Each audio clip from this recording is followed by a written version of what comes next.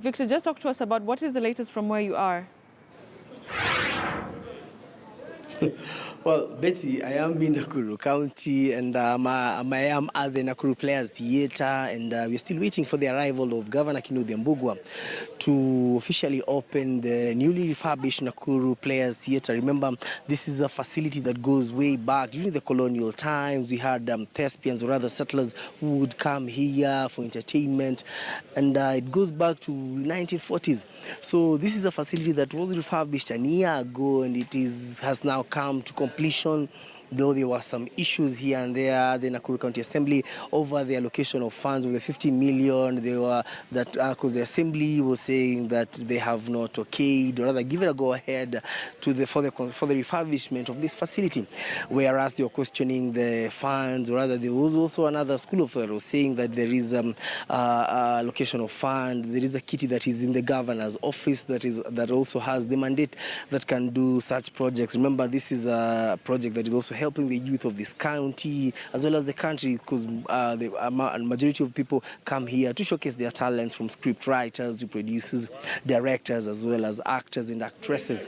This is also in line with the governor's manifesto of empowering youth, and it is the time. We're just counting hours to the nomination or party nominations for Jubilee Party. So remember, he's also gonna back on this. Remember also a big number of the youth that come here at various levels, from the production, post-production to pre-production here, the Players Theatre, voters in this county. So he's expected to back on that, also wooing them to turn out for the nomination, as well as if he makes it through, because remember, it is a tough battle between him. We have former Nakuru Town Member of Parliament Lee Kinyanjui, who's also seeking the gubernatorial seat, who's also backing on his track record while a Member of Parliament, as well as his CV in the public service. And we also have John Mutudho, who we all know for what he did at Nakada and various government agencies that he has served, as well as a Member of Parliament at one time.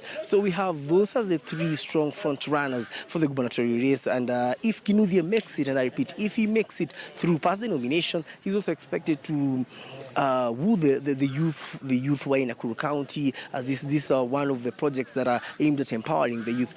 Betty, if now we decide to delve deep into politics, we're just counting hours, and most of the aspirants in their last-minute campaigns just try and see how they're faring on in their strongholds as well, ahead of the nominations on Friday. Betty? All right, and now that you mentioned the primaries that we're expecting this Friday, of course, there are aspirants who've raised alarm over some claims of anomalies with the equipment and the whole process so far. How confident are they, and has the local officials from Jubilee come out to, of course, instill confidence that the process is going to be free and fair?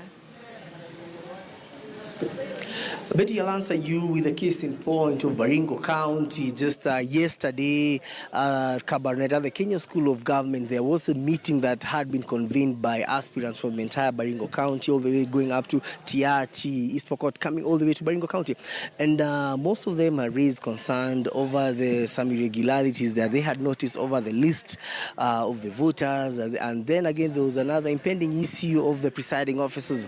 Some of the aspirants were accusing their opponents of putting presiding officers there who are either related to them, who are affiliated to them, or who are close to them. Others were even bringing up issues such as the presiding officer who only managed his education level went up to primary 4, that is standard 4. So you can imagine those are some of the issues. And if you can remember the story that we aired yesterday night, we had a Mogoti Member of Parliament, Helen Sambili, accusing her opponent, Dr. Tuitoek, of doing such a deed, and there was some confrontation, and we even had some of the aspirants exchanging kicks and blows in the hall. But then again, they went out once, then the second time, then they came back and they sat with the election board in the county, and they made some deliberations, which include keenly looking at the list, so that to ensure that their such malpractices will not be seen as what we've been seeing in other parts of the country before. And also,